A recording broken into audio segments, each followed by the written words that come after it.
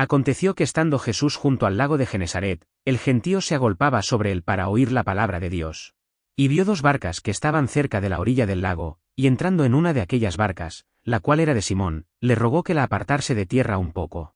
Y sentándose, enseñaba desde la barca a la multitud. La gran multitud que quería escuchar a Jesús se empujaban unos a otros intentando estar lo más cerca de Jesús al punto de romper su espacio personal. En la antigüedad, al no haber micrófono ni bocina para amplificar la voz, los oradores tenían que dar sus discursos en plaza o teatro donde la acústica favorece la propagación de la voz. Sin embargo, Jesús al momento de predicar no solo buscaba lugares inusuales para dar su mensaje, sino que también, según Isaías 42:2, se caracterizaba por no levantar la voz, algo que era insólito para un orador de esa época. La multitud de más atrás hubiesen querido empujar los más que pudieran para estar adelante de todo y no escuchar la repetición del mensaje de otra persona, sino de escuchar la palabra original de Jesús. Cuando terminó de hablar, dijo a Simón: «Boga mar adentro, y echad vuestras redes para pescar». Jesús le pidió que se alejara de la orilla de mar que representaba lo seguro. Jesús lo que le estaba diciendo es que salga de lo conocido, lo seguro, tu punto de confort y vete adentro. Y es profundo este pasaje porque Pedro era judío, pero Cristo le estaba diciendo que era necesario ir más adentro en su relación con Dios. No basta con que hayamos recibido el Evangelio. Es necesario profundizar nuestra relación con el Señor, aunque no nos guste dejar la comodidad. Respondiendo Simón, le dijo: «Maestro, toda la noche hemos estado trabajando, y nada hemos pescado, mas en tu palabra echaré la red». Simón no era un pescador principiante o de poco conocimiento, no cualquiera podía vivir de la pescadería. Había que reunir cierta característica para hacer de esta labor su trabajo. Algunos pintas a los que hacían este trabajo como carentes de educación y disciplina, pero es todo lo contrario. Un pescador no podía ser un gran estudioso, pero no era un neófito. La principal fuente de ingreso de Simón era vendiendo estos pescados al pueblo, por lo que tenía conocimiento de mercadeo y cuentas de dinero. Pero simplemente ese día parecía no ser un buen día para pescar. Simón revela que ya estuvo toda la noche intentando pescar algo. Un experto como él ya hubiera revisado mar adentro.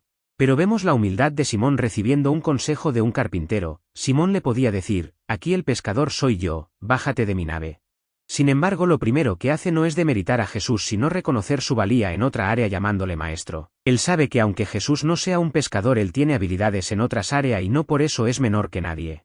Con esto no digo que acepten cada consejo de otra persona, en especial de gente ajena a su trabajo, pero sí digo que toda persona merece respeto. La próxima vez que alguien le dé una sugerencia, en vez de descartarlo o despedir a la gente de su lado, piensa en darle gracias por su apoyo.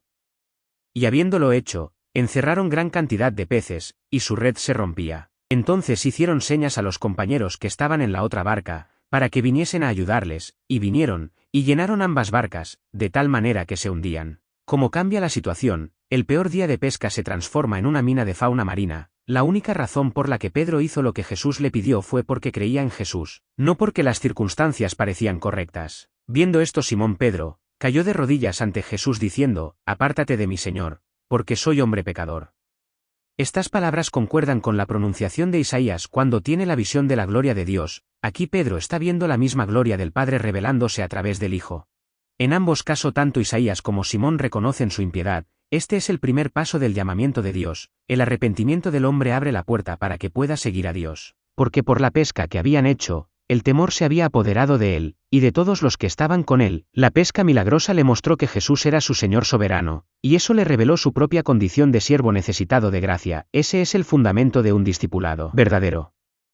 Pero Jesús dijo a Simón: «No temas, desde ahora serás pescador de hombres». Y cuando trajeron a tierra las barcas, dejándolo todo, le siguieron.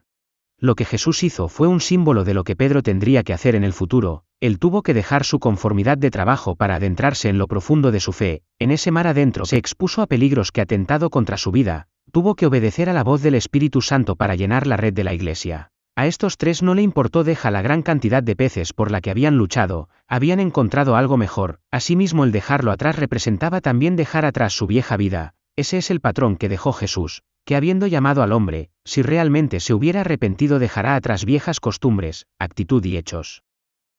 Después de estas cosas salió y vio a un publicano llamado Leví, sentado al banco de los tributos públicos, y le dijo: «Sígueme». Y dejándolo todo se levantó y le siguió. Nuevamente vemos cómo Jesús llama a otro de su discípulo. Aunque el ambiente parece menos escandaloso que el llamamiento de Pedro, lo impresionante no ocurre en el exterior sino en el interior de Leví. Él era un publicano así como Zaqueo era un hombre rechazado por el pueblo, ya que estos recaudadores de impuesto tenían la mala fama de cobrar más de lo que debían al pueblo judío, y los militantes romanos no hacían nada, solo le importaba su parte. Esta mala práctica convirtió a este hombre en alguien rico, pero muy pobre en la relación espiritual y con la sociedad.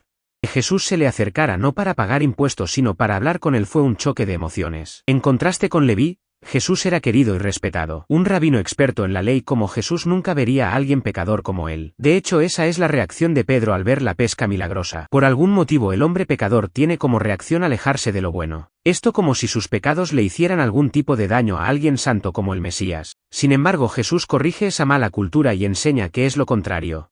El pecador debe acercarse a él. Por eso es que al ver este nuevo enfoque Leví responde positivamente, él no duda en rechazar la cultura que le manda a dar la espalda a Jesús, en cambio toma la opción que le da Dios, de arrepentirse de sus pecados y seguir a Jesús. El camino de Leví fue próspero, convirtiéndose en discípulo y apóstol de Jesús. Y si te pregunta quién es este Leví que aparece en Lucas, este es nada más que el mismo Mateo que redactaría el Evangelio de Jesús según San Mateo, ya que en el siglo I la cultura israelita bajo el control grecorromano. Era habitual que una persona tuviera dos nombres, Leví era su nombre hebreo que lo usaba en su comunidad, y el otro es su nombre griego o latino que usaba en el mundo comercial para interactuar con la política romana. Y Leví le hizo gran banquete en su casa, y había mucha compañía de publicanos y de otros que estaban a la mesa con ellos. Y los escribas y los fariseos murmuraban contra los discípulos diciendo, ¿por qué coméis y bebéis con publicanos y pecadores? Respondiendo Jesús, les dijo, los que están sanos no tienen necesidad de médico, sino los enfermos. La razón de que Leví invitara a sus amigos publicanos era porque quería que también sus amigos tuvieran un encuentro con Jesús. Leví apenas había dejado su vida anterior y ya estaba evangelizando. La conversión trabaja de manera diferente en cada persona. Aunque no haya sido muy llamativo, su arrepentimiento fue el que más se hizo visible. A diferencia de Pedro, Juan o Jacobo que podían regresar a su trabajo de pescadería, Leví había dejado aparentemente sin ninguna explicación, el trabajo más seguro para volverse rico. No sería raro que los romanos hubiese puesto a otro recaudador de impuesto el mismo día que salió Leví. El ataque de los escriba y fariseo vino indirectamente a Jesús a través de sus discípulos. Su queja es que el Mesías estaba en un ambiente de familiarización junto a pecadores notables. La respuesta de Jesús es clave. Él le revela que no estaba comiendo junto como un pecador más, que participa y anda junto a otros pecadores como si fuera compañeros de transgresión, sino que él está junto a ellos como un médico dedicado, que está al lado de un paciente enfermo velando que éste sane. Él no se estaba enfermando, él lo estaba curando. Aquí se cumple la palabra de, que se conviertan ellos a ti y no tú a ellos. Es el mensaje que Jesús quiere enseñar a sus seguidores, vivan entre pecadores no como su cómplice sino como su médico. No he venido a llamar a justos, sino a pecadores al arrepentimiento. Por supuesto que los escribas y fariseos estaban enfermos del alma. Pero ellos se negaron en buscar la cura. A diferencia de ellos, los publicanos sí estaban interesados en cambiar. Ellos estaban cansados de su vida y reconocían que eran pecadores, pero los escriba y fariseos no solo no buscaban a Jesús sino que creían que ellos estaban sanos y sin necesidad.